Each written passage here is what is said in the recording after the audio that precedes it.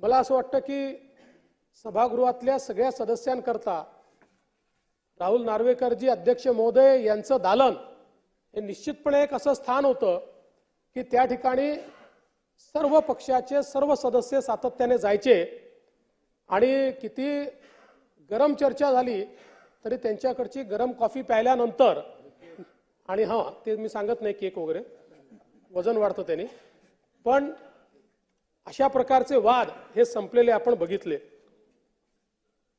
एक अध्यक्षांची दुसरी हातोटी अशी आहे की ते दोन्हीकडचा आवाज ऐकतात, डावीकडचाही ऐकतात आणि उजवीकडचाही ऐकतात आणि डावीकडचा देखील चांगल्या प्रकारे ऐकतात। त्यामुळे मला असं वाटतं की याही वेळी अध्यक्षांवरती जबाबदारी आहे। डावीकडचा आवाज हा जास्त सूक्ष्मतेने आपल्याला ऐकावा लागणार आहे। पण मला असं वाटतं की लोकशाहीमध्ये एक चांगला विरोधी पक्ष असणं हे देखील सुदृढ लोकशाहीचं लक्षण आहे।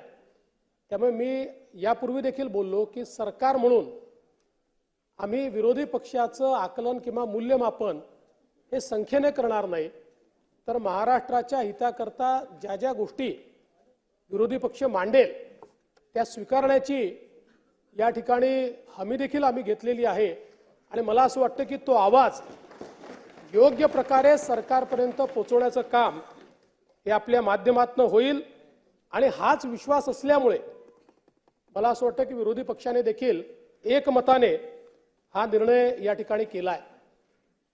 खरं म्हणजे हा देखील एक विक्रम आहे की ज्या कुलाबा मतदारसंघामध्ये आमची विधानसभा येते त्या कुलाबा मतदारसंघाचे प्रतिनिधीच आपण आहात।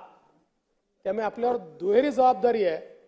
अध्यक्ष म्हणून तर आपण या संपूर्ण जागेचे अधिकारी आहातच, पण आम्ही सगळे आपल्याच मतदारसंघात असल्यामुळे आमच्याकडे विशेष लक्ष देण्याची जबाबदारी देखील अध्यक्ष महोदय ही निश्चितपणे आपली आहे।